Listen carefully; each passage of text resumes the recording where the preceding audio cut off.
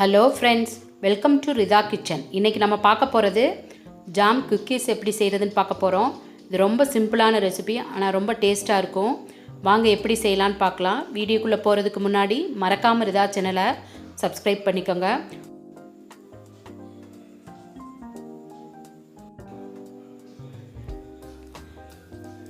நான் ஒரு மிக்சிங் பவுல் எடுத்து வச்சுருக்கேன்.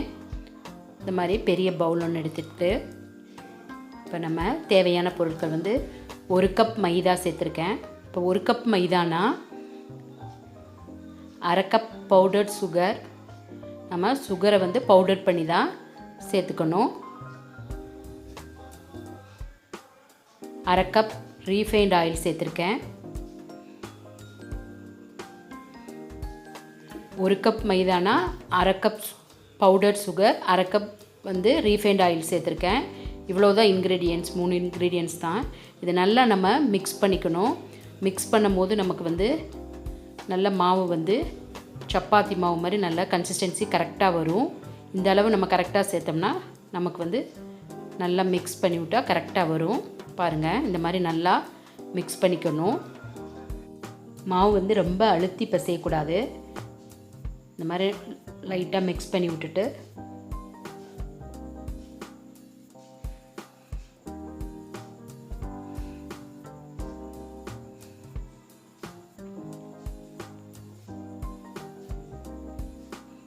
கையில் கொஞ்சம் லைட்டாக மிக்ஸ் பண்ணிக்கலாம்.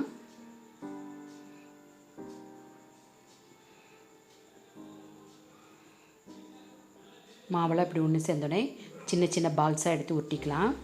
அதுக்கு முன்னாடி வந்து ஒரு ட்ரேயில் வந்து நான் நெய் தடவி வச்சுருக்கேன். இப்போ இந்த மாதிரி நெய் தடவி வச்சுட்டு இந்த பால்ஸ் எடுத்து லைட்டாக உருட்டி, ரொம்ப அழுத்தி விட்டேன், லைட்டாக உருட்டி இந்த மாதிரி ஒரு ப்ரெஸ் பண்ணிவிட்டு பாருங்கள், இந்தளவு வச்சாவே இதோட சைஸ் வந்து கொஞ்சம் பெருசாகும். பாருங்கள், இந்த மாதிரி வச்சுக்கணும். பாருங்கள், லைட்டாக உருட்டினா போதும், ரொம்ப அழுத்தி உருட்ட தேவையில்லை. லைட்டாக ஒரு ப்ரெஸ் பண்ணிக்கலாம். இப்போ குக்கீஸில் ஒரே சைஸில் வேணால் நம்ம வந்து ஒரு ஸ்பூன் எடுத்து ஒரே அளவாக எடுத்து நம்ம ஒரே மாதிரி குக்கீஸ் செஞ்சுக்கலாம். இந்த மாதிரி எல்லாத்தையும் செஞ்சு வச்சுக்கலாம். செஞ்சு வச்சுட்டு இந்த குக்கீஸ் வந்து டக்குன்னு செஞ்சாலும் ஆனால் ரொம்ப டேஸ்ட்டாக இருக்கும். ட்ரை பண்ணி பாருங்கள், நல்ல முறுமுறுன்னு வரும். இப்போ இது எல்லாமே நம்ம வச்சுட்டு இந்த மாதிரி ஒரு குழி கரண்டி மாதிரி சின்ன கரண்டி எடுத்து இந்த மாதிரி ஒரு சென்டரில் ஒரு ப்ரெஸ் பண்ணி விட்டுக்கலாம். ப்ரெஸ் பண்ணிவிட்டு அதுக்கு மேலே தான் நம்ம வந்து ஜாம் வைக்க போகிறோம். நான் மிக்ஸ்டு ஃப்ரூட் ஜாம் தான் இன்றைக்கி வைக்க போகிறேன். பாருங்கள், இந்த மாதிரி நல்லா அழுத்தி ப்ரெஸ் பண்ணிக்கலாம். ப்ரெஸ் பண்ணிவிட்டு நம்ம ஜாம் வந்து கொஞ்சமாக வந்து நம்ம ஸ்பூனில் கூட எடுத்து வைக்கலாம், இல்லாட்டி இந்த மாதிரி ஃபாயில் பேப்பரில் கூட வச்சுக்கலாம்.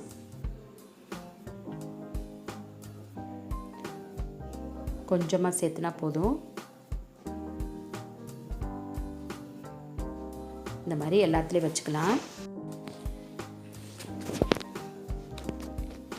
இதுக்கு மேலே நம்ம வந்து செரி வேணாலும் வச்சுக்கலாம். ஆனால் ஜாம் வைக்கும் போது ரொம்ப டேஸ்ட் வந்து ரொம்ப சூப்பராக இருக்கும்.